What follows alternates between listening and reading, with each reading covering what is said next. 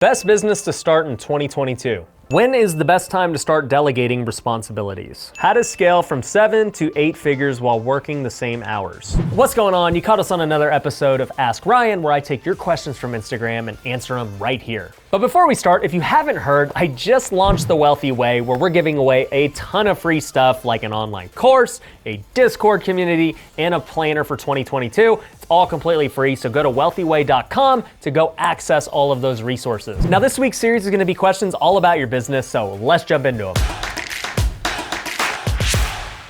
How do you keep your team's feedback honest versus saying what you wanna hear? Well, when it comes to honesty and feedback, you have to breed the culture of that.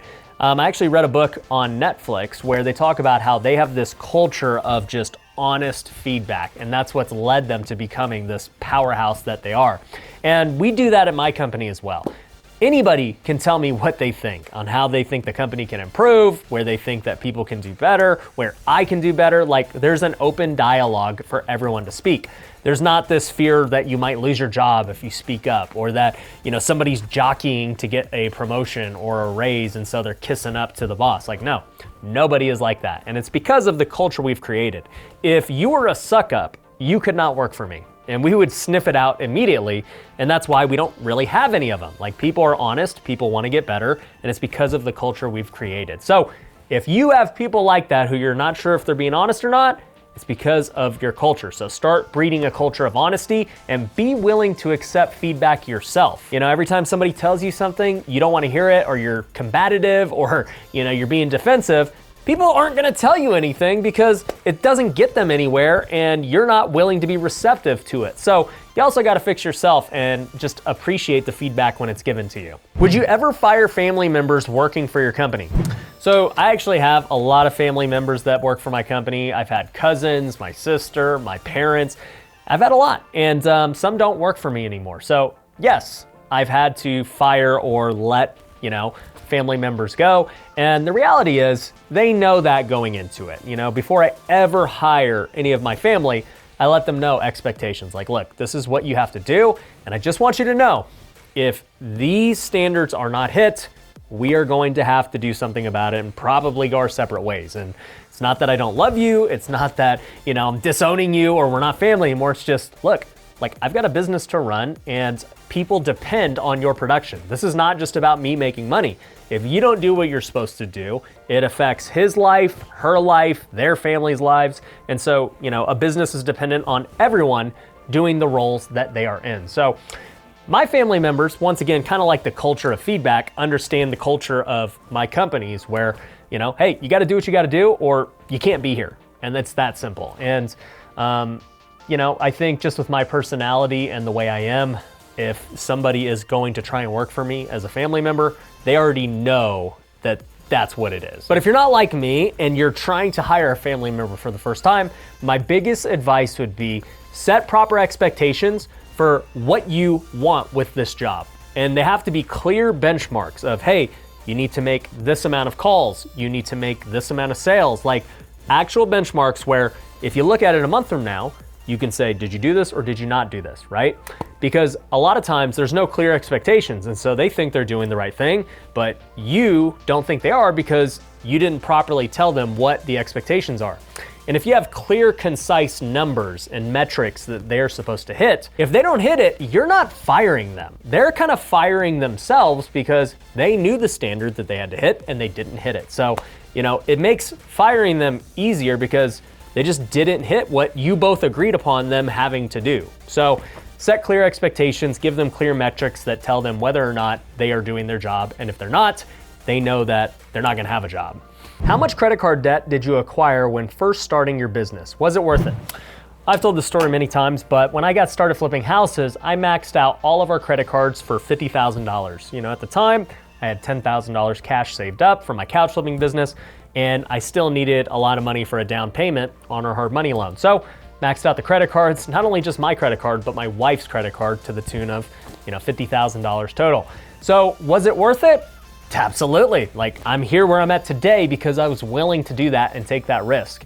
And one problem I see with a lot of people today is they're not willing to take a risk. They're not willing to, go get credit card debt or get a loan or do something. Like, They just want to play it safe. And look, playing it safe, it doesn't lead to anything extraordinary. Like if you want to live an average life and play it safe forever, you can do that, and the result will be what the result is. But entrepreneurs and anyone who ever achieves greatness has to take risk. For example, when Elon Musk started Tesla, he took all of his money he made from all of his previous businesses, threw it in Tesla, and Tesla almost went bankrupt and ran out of cash. But he believed in the business model, he believed in the product, and eventually they're where they're at today. So if guys like Elon Musk are constantly taking risk, then guys like you and I shouldn't really have a problem doing it. We just have to understand that great things are always going to be achieved by taking risk. This is a good question that two people asked. How do you start with no money and no experience with a lot of imposter syndrome? Same deal. How to overcome the imposter syndrome?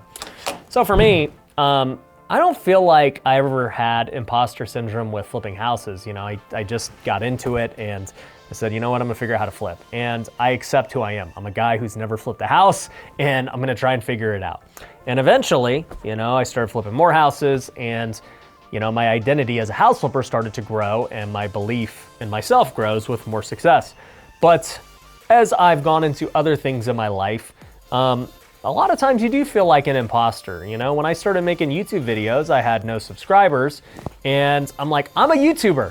And even though I didn't have a lot of subscribers, I wasn't making money from YouTube, in my mind, I was a YouTuber and it was going to work. I didn't know how long it was gonna take, but I just knew that I wanted to make YouTube videos because it was gonna be great for, you know, my business, my life, and for everyone watching. So I started out as an imposter, but I just kind of had faith that it was going to work out. And I think that's the difference. I think the people that feel like imposters maybe are just lacking the faith and the confidence in the path that they're taking. You know, I think as long as you just maintain the faith in whatever it is you're doing, you're gonna be able to get through it. And that's gonna kind of go away as you have more success and you gain more confidence and, you know, you just continue along the journey. So imposter syndrome is tough to break when you go starting out, but just keep on trucking and just make those moves and it'll go away with time. What is the best time to set up organizational structure? So when you're starting out, obviously you're usually doing everything by yourself. So you don't really need structure. You're just hustling, doing every part of the business. But the moment you start hiring people, even with your very first hire, that's when you need to start creating your organizational structure.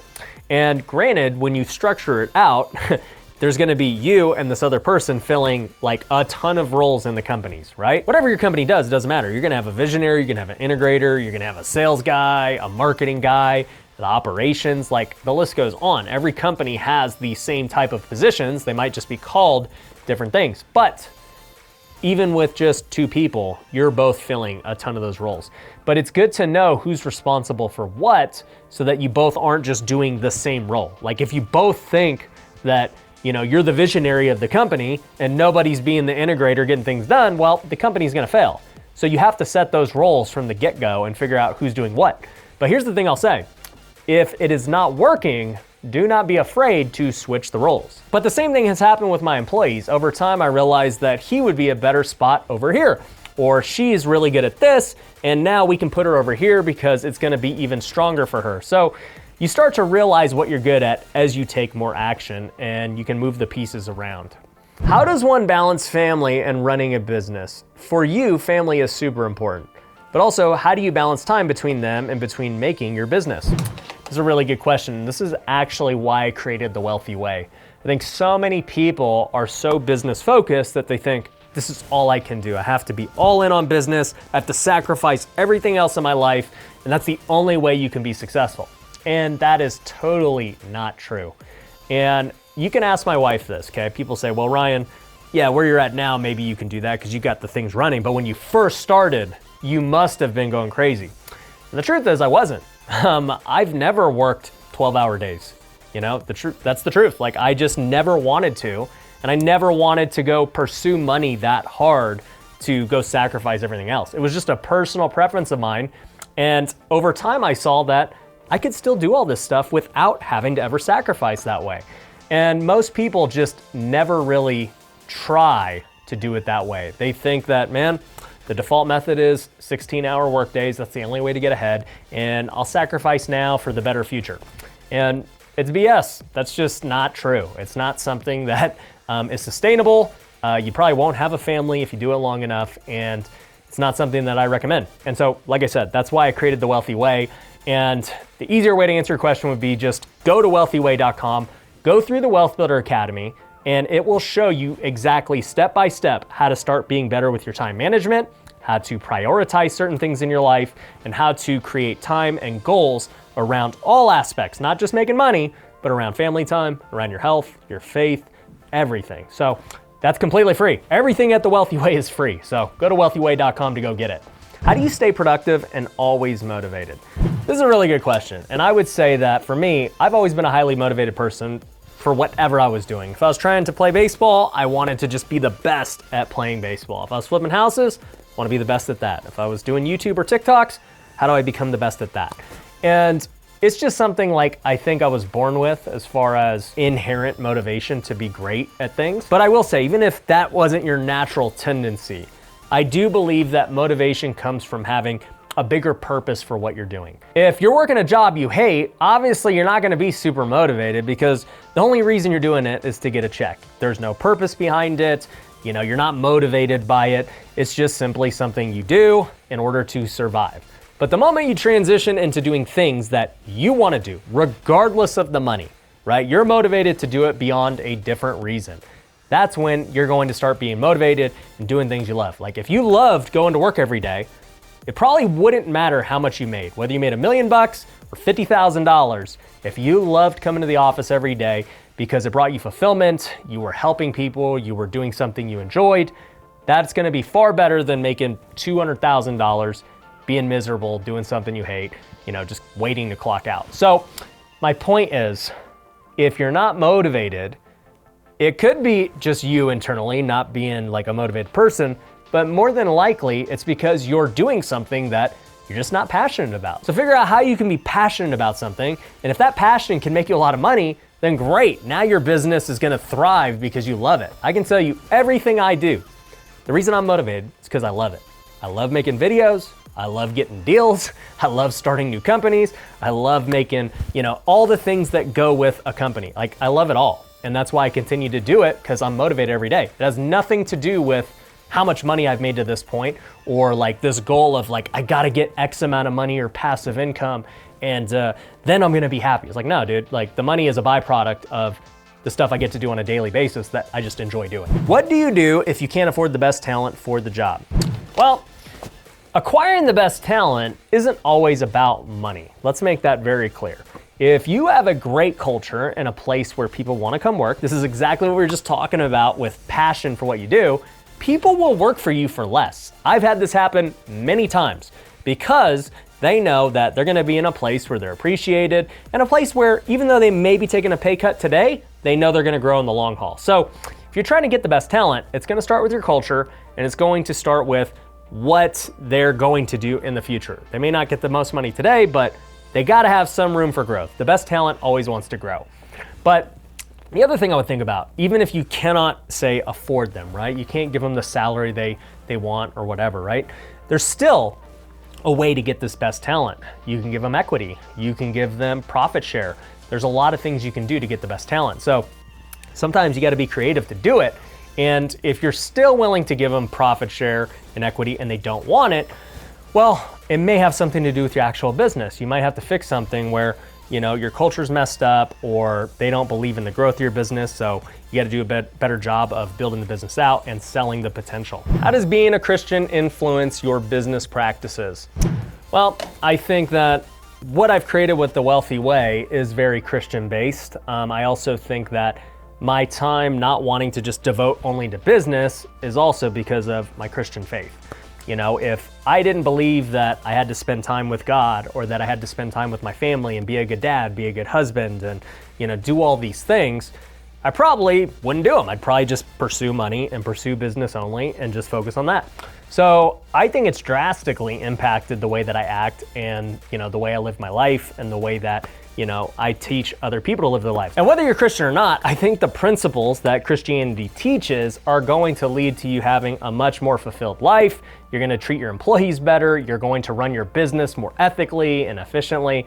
And I just think that for me, following what the Bible tells me to follow is what's led me to everything that I've achieved. So for me, it's had a huge impact, obviously. How to scale from 7 to 8 figures while working the same hours.